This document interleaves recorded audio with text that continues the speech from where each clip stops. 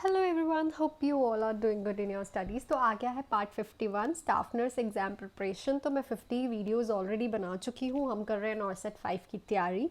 सो हम एमएसएन के काफ़ी सारे जो सिस्टम्स हैं वो कर चुके हैं। Respiratory, digestive system, nervous system, काफ़ी एंडोक्राइन सिस्टम, रीनल सिस्टम। तो आप उसकी वीडियोज़ जाके पीछे देख सकते हैं। अब हमने पकड़ी है ऑब्स इन गायनी। इसका भी एक पार्ट मैं बना चुकी हूँ। 50 पार्ट्स मैं ऑलरेडी बना चुकी हूँ। तो आप 50 पार्ट्स जाके ज़रूर देखिए, उनमें बहुत इंपॉर्टेंट क्वेश्चन हैं। अगर आपको मेरे से एम्स के एग्ज़ाम्स के लिए पीडीएफ चाहिए जिसमें बहुत सारे क्वेश्चंस हैं, आंसर विद रैशनल है और सिनेरियो बेस्ड क्वेश्चंस हैं, सारे इंपॉर्टेंट है, तो आप मेरे से वो बाय कर सकते हैं। मैं अपना टेलीग्राम का लिंक आपको दे दूंगी। जो बच्चा मुझे कमेंट पे बोलेगा कि उसको बाय करने हैं तो उसमें आपको प्रैक्टिस करने के लिए क्वेश्चन मिलेंगे, आपको प्रीवियस ईयर के पेपर मिल जाएंगे और उसमें आपको जो पीडीएफ है मिल जाएंगे जिसमें आंसर विद रैशनल्स भी लिखे हुए हैं। तो आप वो बाय कर सकते हो और अपनी नॉर्सेट की तैयारी अच्छे से कर सकते हो। और मैं जल्द ही अपना बैच स्टार्ट करने वाली हूँ नॉर्सेट 5 का। तो उसके लिए भी जो बच्चा एनरोल, जब मैं अनाउंस करूँगी जिस चीज़ को एनरोल करना होगा वो कर सकता है। So without any delay start करते हैं विद आवर फर्स्ट क्वेश्चन। तो हमारा फर्स्ट क्वेश्चन है, विच gland is responsible for initiating the menstrual cycle. तो इसमें से कौन सा, देखो जब हम नॉर्सेट की तैयारी करते हैं ना तो हमें बेसिक्स क्लियर होने चाहिए, क्योंकि बेसिक्स से भी बहुत क्वेश्चन आते हैं। आई नो कि प्रोसीजर बेस्ड क्वेश्चन आते हैं पर बेसिक से भी क्वेश्चन आते हैं। तो जिसका बेस क्लियर है वो कोई भी सिनेरियो बेस्ड क्वेश्चन आराम से कर सकता है, ठीक है। देखो कह रहा है कि कौन सा ग्लैंड जो है रिस्पॉन्सिबल होता है मेंस्ट्रुअल साइकिल के बिगनिंग के लिए, इनिशिएटिंग के लिए। Hypothalamus, interior pituitary, posterior pituitary, ovaries. तो आपको पता ही है कि कौन सा होता है। मैंने कल भी जो वीडियो कराई थी उसमें बताया था कि जो हाइपोथैलेमस है वो जो ग्लैंड है क्या करता है, कैरी आउट करता है कि जब मेंस्ट्रुअल साइकिल इनिशिएट होता है इसमें क्या करता है, ये सिक्रीट करता है गनेडोट्रोपिन रिलीजिंग हार्मोन। गनेडोट्रोपिन रिलीजिंग हार्मोन क्या करता है, एंटीरियर पिट्यूटरी को स्टिमुलेट करता है कि वो फॉलिकल स्टिमुलेटिंग हार्मोन निकाले और ल्यूटिनाइजिंग हार्मोन निकाले। फॉलिकल स्टिमुलेटिंग हार्मोन क्या करेगा, फॉलिकल्स को डेवलप करेगा, और ल्यूटिनाइजिंग हार्मोन क्या करेगा, ओवरी से ओवम रिलीज कराएगा। दोनों का डिफरेंट फंक्शन है और दोनों ही पिट्यूटरी ग्लैंड से ही रिलीज होते हैं। नेक्स्ट पे चलते हैं, what are the standard golden standard for the treatment of hot flashes in the menopause. तो जब सीजेशन हो जाती है मेंस्ट्रुएशन की, मीनोपॉज बोलते हैं उसको, तो उसका गोल्डन स्टैंडर्ड क्या होता है, उस टाइम वुमेंस को बहुत ज़्यादा हॉट फ्लैशेस आती हैं, सडन उनको ऐसे लगता है वार्मथ फीलिंग आती है, ठीक है, उनकी चेस्ट में, और उनको प्रोफ्यूज स्वेटिंग होती है, ठीक है। तो उस टाइम क्या देना चाहिए उनको, ऑक्सीटोसिन देनी चाहिए, प्रोजेस्टेरॉन, ईस्ट्रोजन, सीरोटोनिन। तो आपको पता ही है जब मीनोपॉज होता है तो किस चीज़ का लेवल कम होता है। सबसे पहला क्वेश्चन, मीनोपॉज टाइम ईस्ट्रोजन का लेवल बहुत कम हो जाता है, तो हम उसको ईस्ट्रोजन एडमिनिस्ट्रेशन करते हैं ताकि जो उसका हार्मोनल बैलेंस है वो मेंटेन रहे।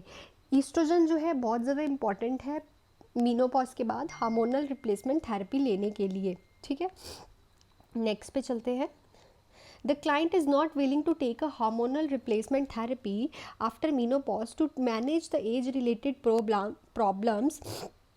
The important management of the client is, so देखो अगर एक पेशेंट है वो कह रहा है मेरे को हार्मोनल रिप्लेसमेंट थेरेपी नहीं चाहिए आफ्टर मीनोपॉज, और उसकी जो एज रिलेटेड प्रॉब्लम्स हैं हम वो कैसे ठीक कर सकते हैं इस क्लाइंट की। काफ़ी क्लाइंट्स होते हैं जो नहीं लेते, तो हम उसको क्या कहेंगे कि मेंटेन कर सेक्शुअल एक्टिविटीज़, या फिर take more dietary fibres and liquid, do regular aerobic and weight bearing exercise, या फिर take multivitamin supplements.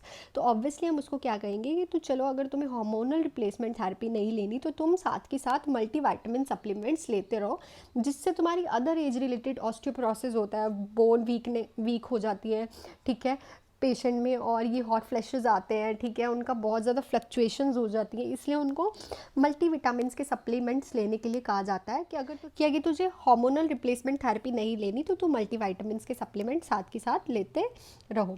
Next question है, which among the following is an age related change occur in female reproductive system. तो कौन सा age related change जो है female reproductive system में happen होता है, sore nipple, vaginal dryness, decrease the risk of vaginal yeast infection, या फिर इंक्रीज लेवल ऑफ ईस्ट्रोजन। तो जो एज रिलेटेड चेंज आते हैं फीमेल के रिप्रोडक्टिव सिस्टम में, दैट इज़ वजाइनल ड्राइनेस, क्योंकि जो वजाइना है उसकी सिक्रीशंस कम हो जाती है, ठीक है, वहाँ पे क्या होता है, ड्राइनेस स्टार्ट हो जाती है। मुझे कोल्ड है, सॉरी, काफ़ी टाइम से चल रहा है। उससे क्या होता है कि वजाइनल ड्राइनेस जो है इंक्रीज़ हो जाती है, सिक्रीशंस जो है बॉडी में नहीं देखने को मिलती, जिस वजह से उस पेशेंट में क्या देखने को मिलता है हमें कि उस पेशेंट का जो वजाना है उसमें ड्राइनेस हो जाती है। ये मोस्ट कॉमन है और एज रिलेटेड ये देखी जाती है। नेक्स्ट क्वेश्चन है, बहुत इंपॉर्टेंट है। LMP of a women who has 28 days regular cycle is March 31, 2020। The next ovulation आएगा, यहाँ पे ओवुलेशन डे लिखा हुआ है, ovulation day is most likely. तो एक वुमेन है, उसकी जो रेगुलर साइकिल है 28 डेज़ के हैं, उसका लास्ट MP है, लास्ट मेंस्ट्रुएशन पीरियड जो डेट है वो है March की 31, 2020। तो कौन सी डेट उसका ओवुलेशन डे होगा? तो ऑलवेज याद रखना कि इसके एग्जैक्ट 14 डेज बाद उसका ओवुलेशन डे आएगा, जो कि हमारा बनता है 13 अप्रैल 2020। तो इस डे पे वो बहुत ज़्यादा फर्टाइल होगी और वो कंसीव के लिए रेडी हो सकती है। सो नेक्स्ट क्वेश्चन पे चलते हैं।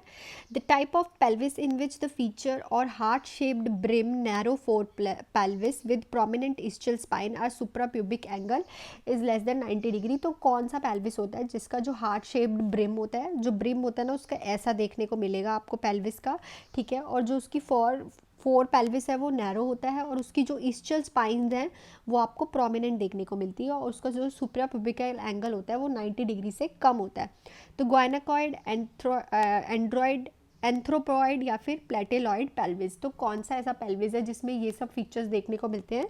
तो ऐसे जहाँ पे आपको हार्ट शेप पेल्विस दिखे ना, वहाँ पे बिना रुके एंड्रॉइड, जैसे कि आप अपने फ़ोन्स को बहुत प्यार करते हो, दिल से प्यार करते हो ना, तो एंड्रॉइड पेल्विस भी हार्ट शेप का होता है, वो भी आपकी हार्ट की शेप का होता है। तो एंड्रॉइड पेल्विस जो है वो हार्ट शेप का देखने को मिलता है। जहाँ हार्ट शेप पेल्विस दिखे आपको, वहाँ पे आपने एंड्रॉइड को टिक कर देना है। गायनाकॉइड पेल्विस तो आपको पता है, इसको ट्रू पेल्विस कहते हैं, ओवल शेप का होता है ये, ठीक है। इसका जो सुप्रा प्यूबिक आर्क होती है ना वो वाइड होती है, बहुत मतलब खुली होती है, और जो इसका पेल्विक होता है वो ट्रांसवर्स एलिप्स होता है, ठीक है। उसके बाद यही जो पेल्विस है गायनाकॉइड, इसी को ही यूज़ करते हैं लेबर में। ये सबसे ज़्यादा ट्रू पेल्विस माना जाता है, सबसे ज़्यादा अच्छा पेल्विस, कि इससे जो है ईजिली डिलीवरी हो सकती है, नॉर्मल वजाइनल डिलीवरी।